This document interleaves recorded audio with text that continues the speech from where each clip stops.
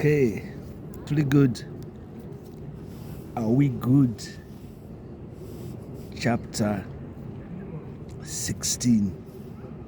The story, the much loved story. My dad's life story. A life story spanning 43 years. 43 years. Into byakola mu myaka, I would say 20 years of his life. 20 years of his life. So that's a generation or two. And we have come so far. We have looked at so many things. And we are in 1980. What do you remember that happens in 1980? Those who would know and those who are following, I think the 1980 elections are very, very pivotal.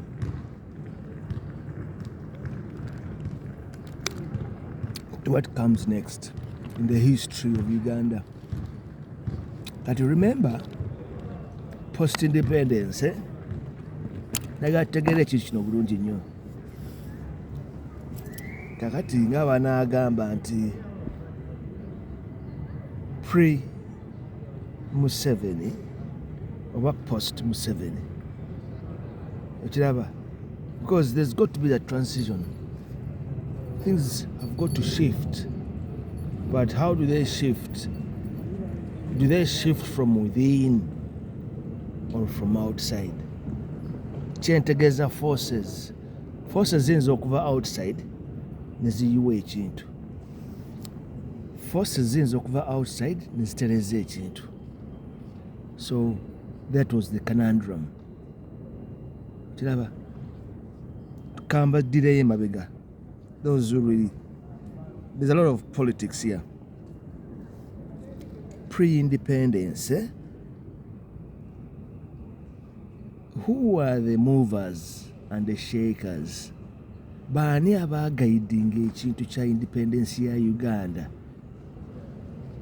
If Ben Kiwanuka was the first prime minister, how did Obote become the prime minister on Independence Day? So those who don't know what was going on, it's like this. There was a divide. So to fight from within, they had to get rid of Ben Kiwanuka. But yeah, of course, kyembagamba kyekigenda okuhappeninga again in 1980. In 1980, people, you listen properly. 1980 is a clear mirror image of what happens in 1960, 60, 61, 62. They form a party called Kabakayeka. And of course, UPC comes from nowhere. Uganda National Congress. Kambadira again. Kubanga kigenda ku explaining kino ekya 1980. Mu 1953, 54, 55, Governor Cohen ye yaliko ebiseera ebyo. There were riots in Kampala oba in Uganda. Abalimi, farmers. But prior to that, there had been riots as well. Hat and gun tax. Waaliwo omusolo gwe baaleeta ogw'omutwe. Before ogw'omutwe, ogw'ennyumba. Ekyo ne kijjawo ebintu bingi nnyo ne kiraga nti n'abantu basobola okulwanirira. So if things had gone the way they were, there was a possibility that Uganda would have fought for its independence, just like other former colonies. Kenya is an example. And when the farmers rioted, they were rioting against the high prices or the low prices they were having to pay the Indians.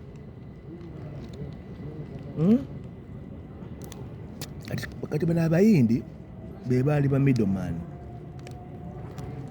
So the Africans felt unfairly treated. Tulina okulamula ebintu ebyamaguzi byaffe. Okusinga ddala yali pamba, cotton.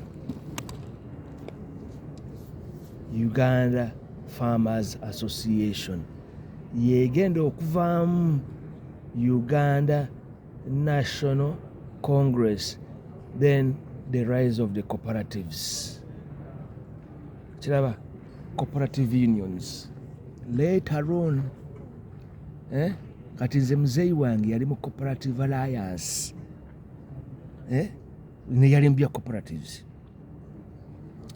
So amidst all that chaos, waliwo Musaazi, Ignatius Musaazi, ye forming a party, Uganda National Congress. So with all the shenanigans and everything, he was sidelined. Kakati ekyobote kubanga bagamba nti Obote yali Kenya. Obote yali Kenya. N'akomawo Uganda during the Legislative Council, but he was behind the scenes, and then pre-independence n'amanuvaringa. Kati abamu bayinza okugamba nti either bamupositioningawo already nga balaba nti asobola okuyisaawo ebintu byabwe. So but the story is nti ku Independence Day Kabaka n'Obote nga Prime Minister yalina powers. Tira Kabaka Frederick Muteesa mukwano gwa muzeeyi wange, they were known to each other personally from football. Kakati ekyobote mu cooperatives, muzeeyi wange naye mwe yali omwali bino ebyaba youth winger, naye kakati ebyo biri bwe bityo. Let me explain kubanga nakyo kiyingiramu Museveni. Museveni was a youth winger for UPC. So one of the conferences in 1969, kati 1969 tatanga bwayingira cooperatives West Mengo, East Mengo, baalina conference y'amaanyi nnyo e Lugogo awo. Yali y'amaanyi nnyo nti a lot of leaders from Africa bali mu kintu ky'aba communist, ewa ekintu ky'aba communist oba Eastern Bloc bajja, ba Kenneth Kaunda, ba Mwalimu Julius Nyerere, waliwo n'abalala abaali awo mu Southern Africa. Ensi zaali nnyingi ezajja. In conclusion ziba ziggwa, Obote there was an assassination attempt. Mulaba ebintu bino.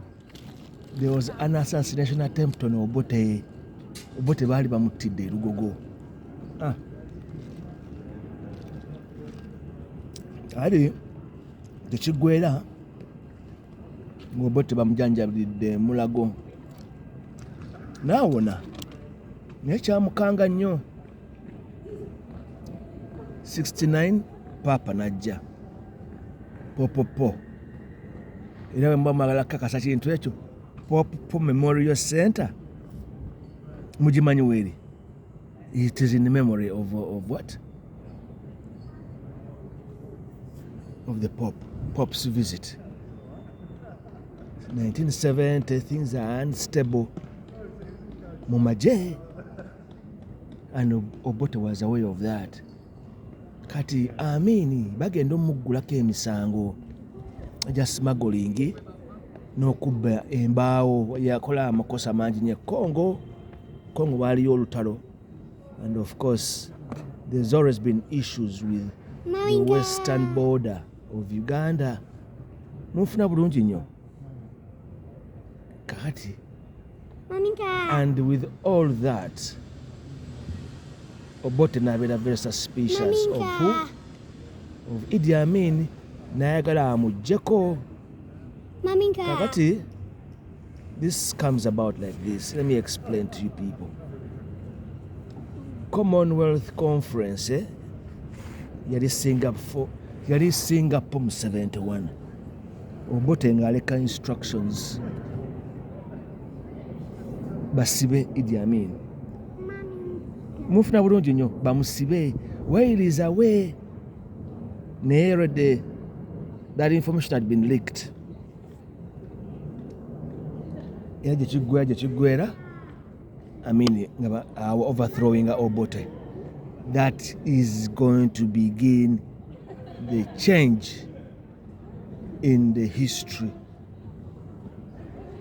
of Uganda. Kubanga ebyakyuka byali bingi nnyo. Had Obote stayed on as a de facto president, kubanga remember tiyali mulonde that time, yakosa constitutional crisis mu 66 najjako kabaka gwe baali bonna ku independence n'amu-overthrowinga kati ye akivuge. So kyesitegeera was Obote going to rule indefinitely alete ebintu by'ekicommunist ebyo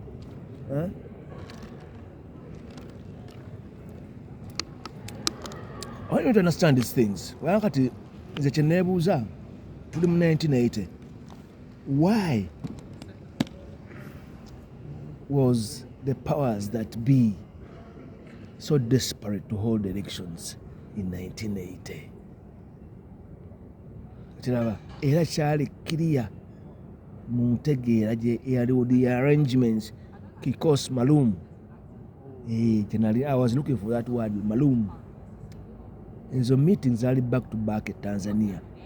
Ezimu zaalinga Moshi, ezimu Dar es Salaam, depending. Ne in the conclusion of all that, all factions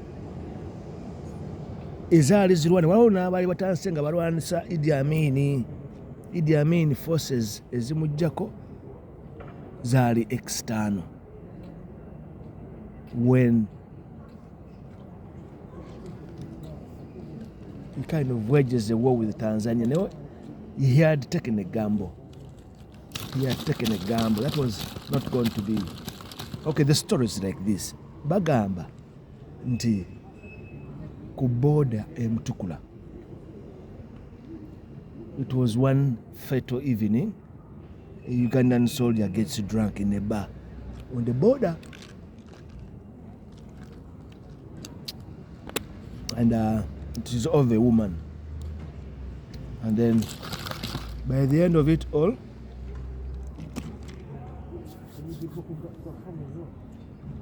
there's exchange of fire ammunition, and then but I think that is a flimsy excuse. Kubanga baali bayagala okujjako Idi Amin baali Tanzania. Kati awo wonna in that picture muzeyi wange tabiriimu ebyo. Mu 70s muzeyi wange yali mu kukola ssente, yali mu mwanyi the mafuta mingis bamuzeyi baffe abaavuganga zi benzi yali akoze kino ekyaba Asians okubagoba economic war era baabifunamu naye it was disastrous nti Ugandans now had to pay the price to introduce themselves into the economy. Chebatalina, they didn't have that opportunity. The economy was controlled by the what? By the Asians. Truly good. So in 1980, we tried to akadda kuva mu exile Kenya. Twali Kireleshwa.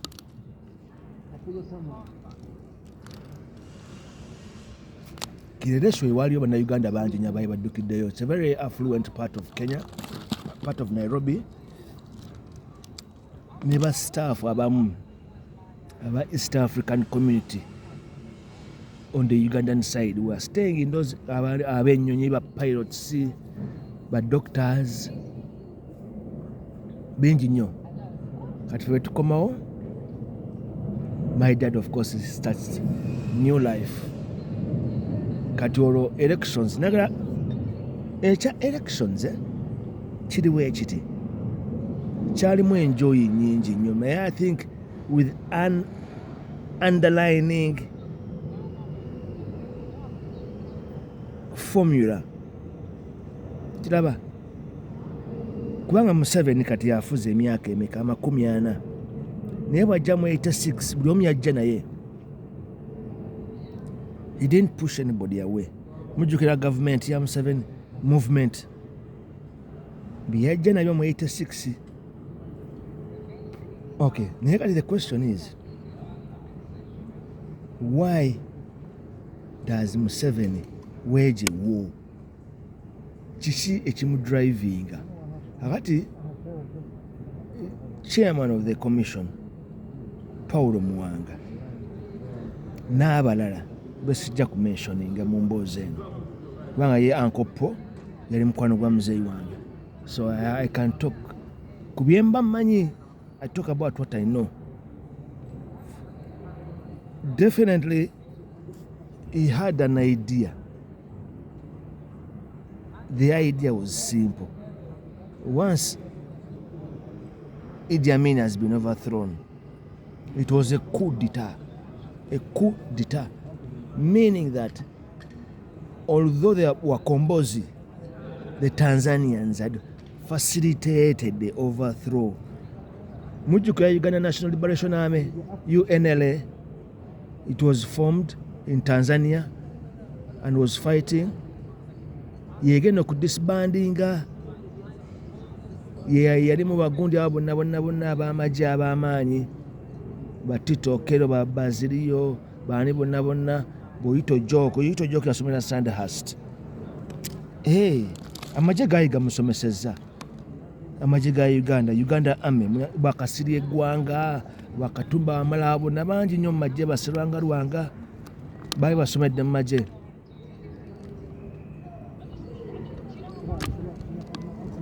Ali military commission eyo nga ba agreeinga ti enjuyi zonna ezibadde of the fighting forces that have been waging a war or counter whatever byonna against Idi Amin, tulina okukolera waki awamu. We work together. Step 1, ne bagenda e Tanzania era all the decisions were agreed upon in Tanzania. Naye kakati there are some parties that we were not satisfied. Byalimu ne ba Moses ali abo naye mulaba abo basajja baali b'amaanyi nnyo nga balina amagye gaabwe nabo. Kiraba ne Museveni naye yalina amagye ge. We have a Minister of Defense naye n'akola amagye ge. Boyito Joko nabo balina amagye gaabwe. Bakayiira balina amagye gaabwe, Bankwanga, buli omu. Kakati baali bamanyi nti bagenda kukolera wamu. Kati Paulo Muwanga ayisaawo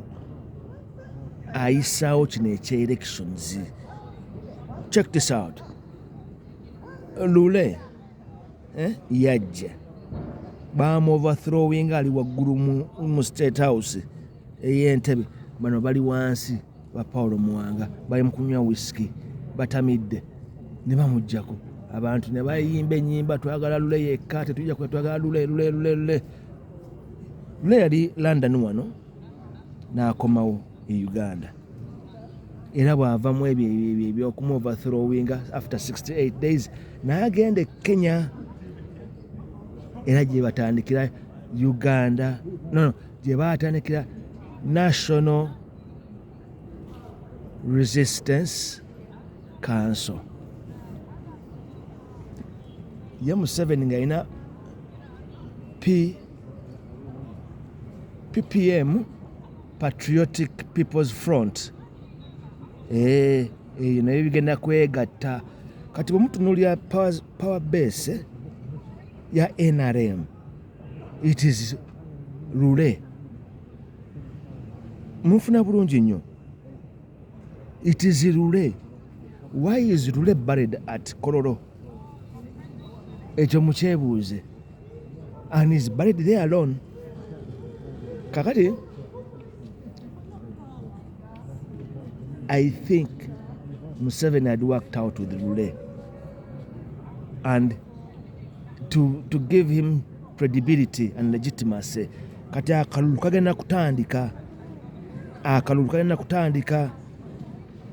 Minister of Defense ye Museveni naye ng'akola ki, nga yeesimbawo mu kalulu n'akampeininga. Mulaba contradiction eyo. Kakati abazeeyi baffe bo baalina plans ndala. Plans zaali nti tetugenda kufuna gavumenti efaanagana ng'eya Idi Amin again. Kyova akyali kyangu nnyo okumobilizinga abantu bateeka sente ku mmeeza. And I think, this is my own opinion, people, nti the colonial time had created a divide. Nti aba northerners be baali mu magye, era amagye gaali gaba northerners. Ab'omu central baali mu business, ab'omu east civil service, era bagenda nga mu system nga Bateeso, Basoga, bwebityo. Kali nga abawestana balina stigma, Balaalo, Bapakasi, bitali bina mubimanyi ebintu ebyo si birungi. So one thing is obvious, we are analyzing this subject with a toothpick, kubanga nagala tulabe nti although Obote jumps the kati n'ayingira State House, teyagisulamu, yasulanga mu Nile Mansion. There is Nakasero State Lodge and there is Entebbe State House. Teyabisulamu, n'asula mu Nile Mansions for 5 years. Kiki yali atya? Kati he realized oba abaali bamwetoolodde bo bayagala abeerewo nga benefactor waabwe. Kiraba? Of course, Obote had his plans for the country, and he celebrated those plans. Remember, UPC everywhere, UPC, whatever, the songs were always sung everywhere. But the times were changing. That would explain why my dad retires and takes a back seat mu buli kimu kyeyaliko. Kubanga yandisigadde bya cooperatives byalimu Mengo. But everything was becoming political now. Highly political and highly sensitive. Kati, being until you can do things your way, you're better off. Kiraba? Kakati bo bamaze okugaggawala. Kakati babayita ba bourgeoisies, ba decision maker, bamaze okugaggawala bamuzeeyi baffe ba billionaire. Kyenabagambye mu ka brief akajjo nti for them they were willing to sacrifice what they had for the sake of the country. Tuli mu 1981 people. Olwo ntandika P1 e Buganda Road Primary School. Mami ayingidde corporate world, and more or less things are back to normal. Kati kyenyinza obbagamba wano, from my memories, nasoma probably 75% of my class mu primary nga bana baba minister, bana baba the who's who, naye nga bana basinga ba northerners. Era mu 85 bwe bajjako Obote, awo unongenda kutuuka waawo. half of the class eyange gye nali nsomeramu nali mu P5B. The coup that overthrows Obote was July 1985. Half of the class never came back. Yasiddangamu balaba. Abo baana balagawa. Yeah, I can remember some names. Abali mikwano gyange nnyo kati Dickensley Ogongo baani bonna amanya mangi ga buli wamu. Okeeki Ogwanga manya gali mangi nnyo with O's. Mufuna bulungi nnyo. That would be the picture I'm talking about. Kati, my dad retires to our farm in Kakiri. Abamanyi Kakiri kali katawuni nga ndoza kamaduka nga oba 10 oba 6. You know, on a police post in Jukira. Ne gombolola. It's 1980-81. Kakati bwatuuka ng'ekakiri n'ovaako n'okka mu kikubo eky'ettaka. Ekikubo okivuga paka Kapeeka Masuuliita. Kubanga wakkangayo bbaasi njijjukira. Waalingawo bbaasi yakkanga mu luguudo olwo naye luvuga kati faamu yaffe wetuli oba wetwali nga from my memory nawuliranga Light College kati kamu. So bus teyeyongerangayo wala nnyo from where our farm was. Kubanga yakomanga Masuuliita bus ya UTC. Kati ayagala okumanya farm gye yali. It was a very, very beautiful farm. Ya muzeeyi wange. Mixed model farm. Munfuna bulungi nnyo. Yes, eyo farm oba ekyaliyo, I don't have a clue. But in 1992, my mom sold that farm. She sold it to omwami yali personal friend wa family yaffe. Very good gentleman. Amos Nzeyi wa Hot Loaf. You know story njajiba wa Hot Loaf. Igondi yali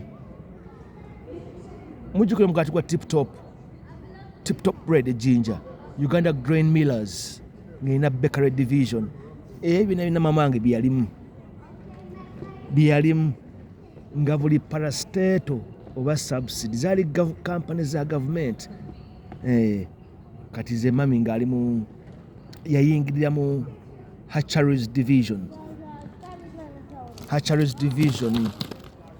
Rutete Mayuge. Kati bamula faamu ya Yuga Chiki yali part of that construct.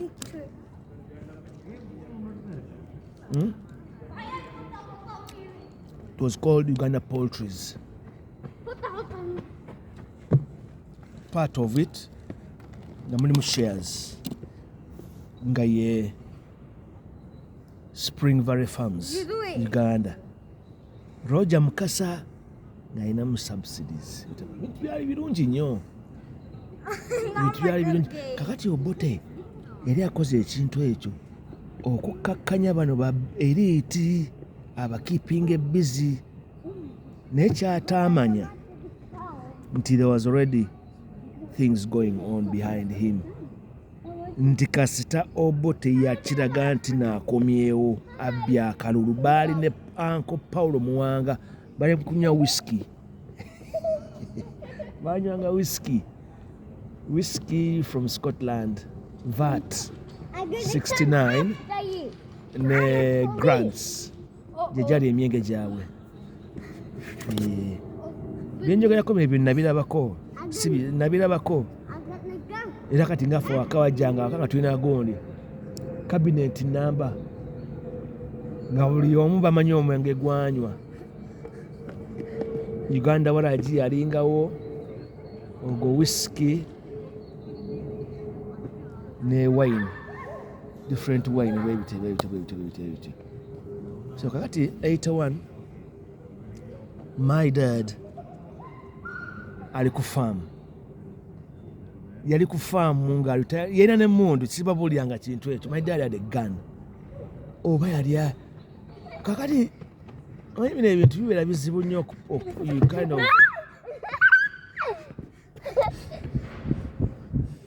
you kind of find it a bit complicated to understand. Bw'obeera omwana omuto, you can see something and don't make sense of it, you know. Era nga bwe yagendanga ku farm, emundu yamubeeranga wano ku mugongo nga bali mu nte balunda, nga bali mu ssamba eri tractor zirima acres and acres of kasooli. Kakati there's a recollection I have around that time, beginning of the war. Olutalo Museveni lwagamba lwa 81 February, olutalo lulwe tedwali part of the guerrilla war. The war intensifies in Luwero, ne bagifuula triangle oba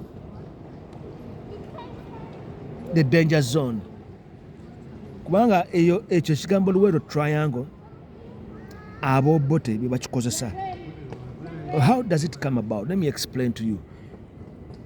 Luwero was more like the breadbasket of Uganda. Abantu b'e Luwero baali bagagga nnyo, baalimanga emmwanyi. Kati muzee wange yali mu mmwanyi, baagaana okuguza oyito jooka emmwanyi nga baziguza Baganda.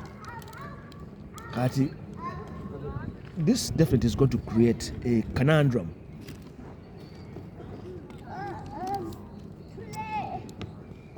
Abaganda balina entondo era nobody yakyogera bw'atyo ti a good Muganda is a dead Muganda. Kiraba? Kati kiri bwe kiti, abaasooka okuwagira olutalo luno abaalulimu Bakayiira, Bankwanga, Bamwase. Mwase yali ku kyalo kyaffe ekyekitagobwa, naye naye waliwo amagye w'amaanyi nnyo mwezi gundi mu by'obuyeekera. Obuyeekera kyali ki? Nti you get the people to support you to fight the war. Kubanga mu kusooka bakira counter insurgency. Museveni bw'agamba nti yawamba Kabamba, yakikola atya? Yakikola nani? Who was privy to that? You know, kyali kitya 27 men? Tekiriyo. So it had to take a lot. So if that is what is the pillar of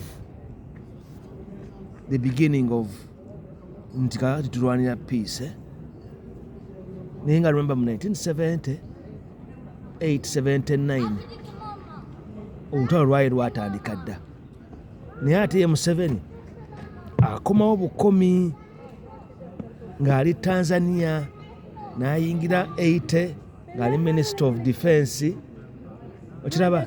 N'abeerawo, yaliko ne acting president for 2 weeks ng'abinaayisa ali bweru outside the country. So what does that explain to you? He was in the core. He was in the core. The core to bring back who? Obote.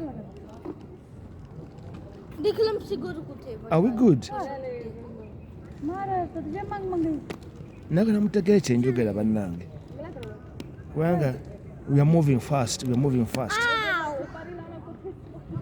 Kakati muzayi wange ali ku faamu Kachiri, alunda nte mu kibuga ajjanga bw'ayagadde n'addayo n'akola n'emirimu emirala, but that was a shift. Kati tutandike kano akalala. bwawangula akalulu ka 1980 Obote atandika okukola ebintu ebyapiizinga ekintu kyalimu ekya UPC. Baateeka ssente mu ministries, baateeka ssente mu bya entertainment, baateeka ssente mu byemizannyo, to the point that kakati n'akosa ekyamasomero. Abaasomera mu 80s, especially secondary schools, they will tell you a lot. Inter-school, regional competitions nga ekyamasomero kibeera the climax of, I would say, you kind of get lost what's going on, the excitement. Kakati Ministry of Sports, no, it was Ministry of Education, Culture and Sports. Bwebagiyitanga ministry eyo. Munfuna bulungi nnyo nga bateeka ssente mu mupiira, nga bateeka ssente mu mupiira, omupiira nga gufuuka omupiira. Kati buli parastato more or less nebanga ne football team. Buli munfuna kye mbagamba, Uganda Commercial Bank, Uganda Bati, baani bonna, British Telegundi, BAT, buli. So they begin to use football as a flagship. Ngawe mulaba example ye Congo, kati gye yali Zaire ebiseera ebyo. Mobutu Sese Seko was a banger, the leopard, yakosa ekintu kyekimu. Naye lwakuba yakikolera mu music, nti he put a lot of mu kuyimba, Lingala, Sukusu, Rumba. Abakongo ne bafuuka Abakongo, ne bava ku bizibu ebyali mu nsi yaabwe ne badda mu mikyakalo. Naye in reference to Uganda, omupiira gwe gwali in the front line beginning from 81, 82, 83. Muzeyi wange omupiira oba yalina babitandisali somehow, the club dances MKCC football club.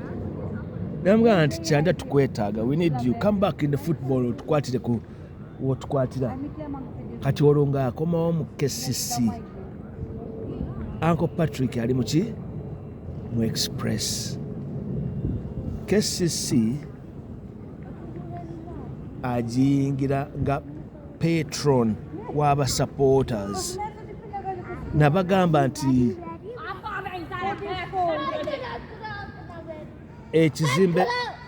ekizimbe kya KCC omanya wali Centenary Bank,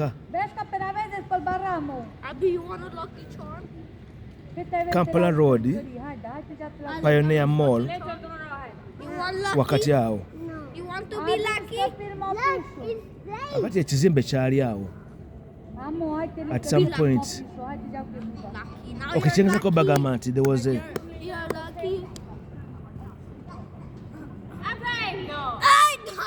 amalize video eno.